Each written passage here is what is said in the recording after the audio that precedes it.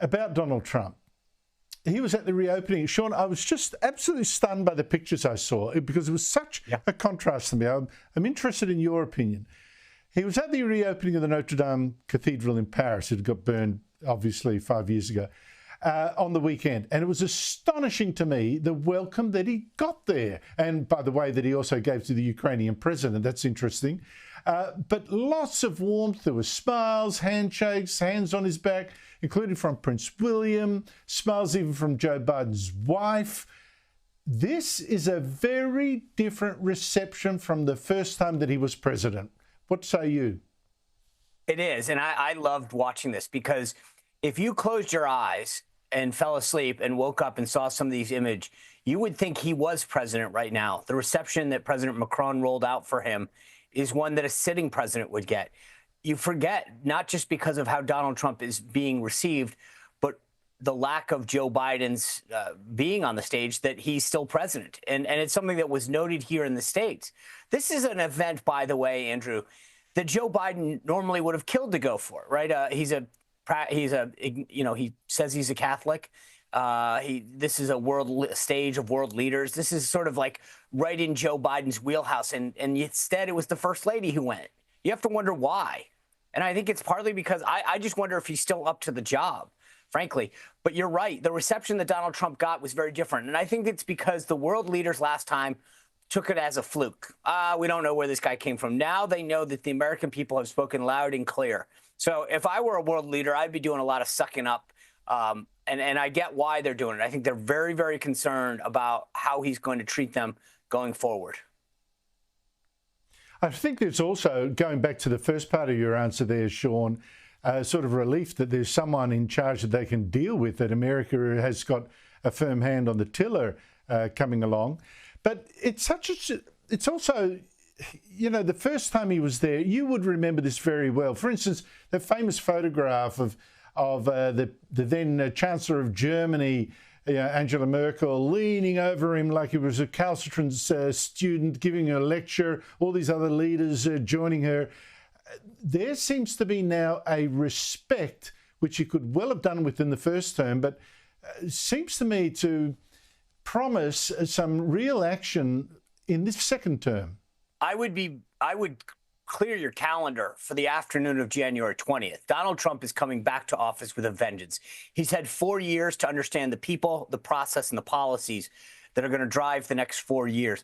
I think that these world leaders initially kind of thought that Donald Trump was a fluke in 2016, and we're going to lecture him about how the world works.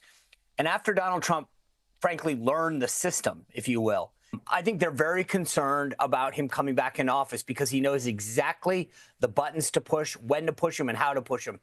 And he's not going to have a bunch of people that put the brakes on. He is surrounding himself with people who understand that they're coming back into this administration to implement his policies.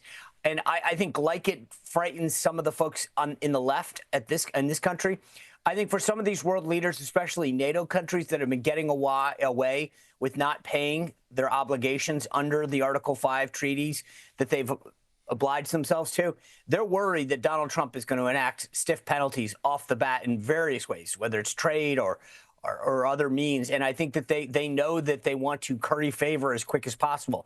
He's not kidding this time around. He knows he's got 4 years, and he's going to play with every second that he's got. But there's one thing, though.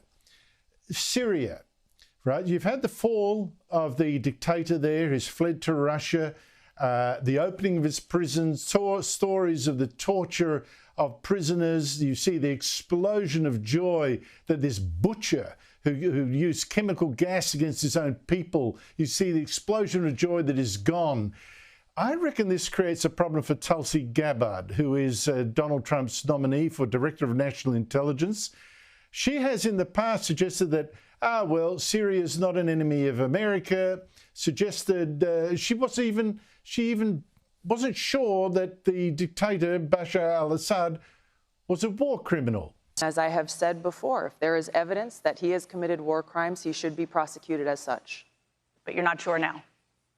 Everything that I have said requires that we take action based on evidence. Given these statements of hers, does that make her a problem for Donald Trump? Her nomination, will it go through the Senate, given that she seems to have been so wrong on Syria?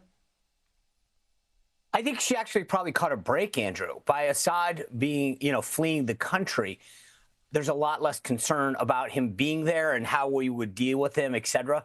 So she may have actually caught a break on the timing of that. She's going to have to answer for her comments and her policies when she meets with these senators. I think that's something they're going to press her on. But I've said this before, and I just want to make sure people understand. She is a military officer here in the United States, and by virtue of that, maintains at minimum secret and from what I understand, a top secret clearance.